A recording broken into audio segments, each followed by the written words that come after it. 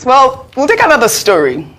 In the midst of the allegations of corruption against the Labour Party National Chairman, Julius Abure, the presidential candidate of the party, Peter Obi, on Thursday, called for an audit of the accounts of the party.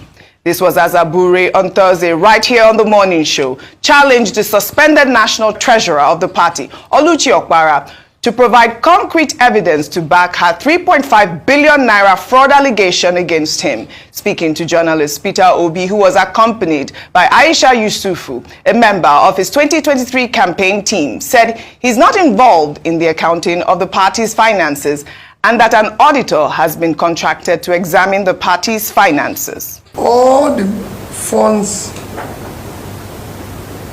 received directly or indirectly from that is not up to it's about not up to 1% of what is mentioned. People are claiming we received about $150 million, and I state here we haven't seen 1%, and I stand for anybody to dispute or prove that.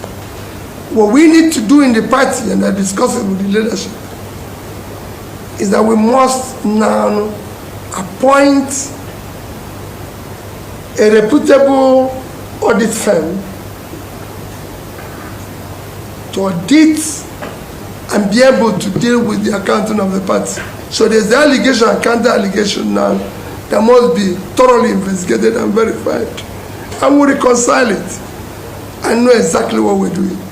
All right, Dr. Abati Ayo, you interviewed, both Oluchi and Abure with this whole fraud allegation. But I think this is great. I mean, it shows that there is some sort of, transparency within the Labour Party. This audit that has been called, it's been going back and forth on social media. People accusing, actually even saying, yes, they stole the money. They did not steal the money. This social media type of trial has been going on. But this audit has come up, and, I hope that it clears the way. I'd like for your take on both Abure and Oluchi's take on this story.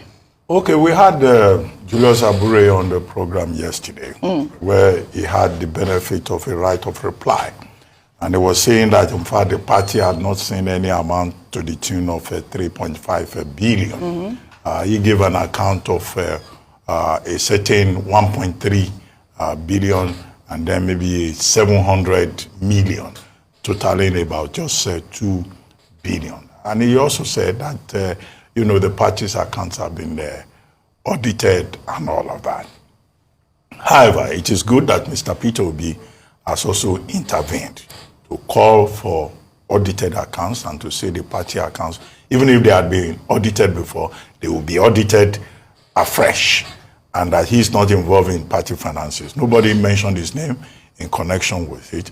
And yesterday we had expressed a concern that this was a political party that, was galvanized by, the magnetism of Mr. Peter Obi's leadership, and how he became an icon, for the search for an alternative option within the political space in Nigeria, backed by the enthusiasm of young people across Nigeria, who saw in Labour Party, a possible alternative. And that is disappointing. And Abure himself agreed that the same Labour Party now has been reduced to Abure versus Akpapa, Abure versus Oluchi, and this is not the kind of thing, that people expected following the strong showing of that party in the last election.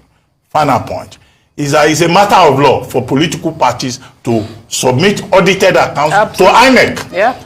But the problem we have had in this country is that over the years, political parties don't submit their audited accounts as required by law.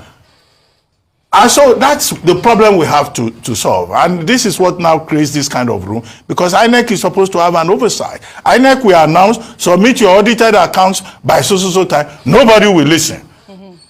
Perhaps because these political parties, after all, they are Nigerian political parties. And when even the Nigerian government's audited accounts, are not done on a regular basis, at the office of the Auditor General of the Federation, it's something else. It's a shame. So Shame. this is a Nigerian story. There will be more to this story, Ayo. You know that.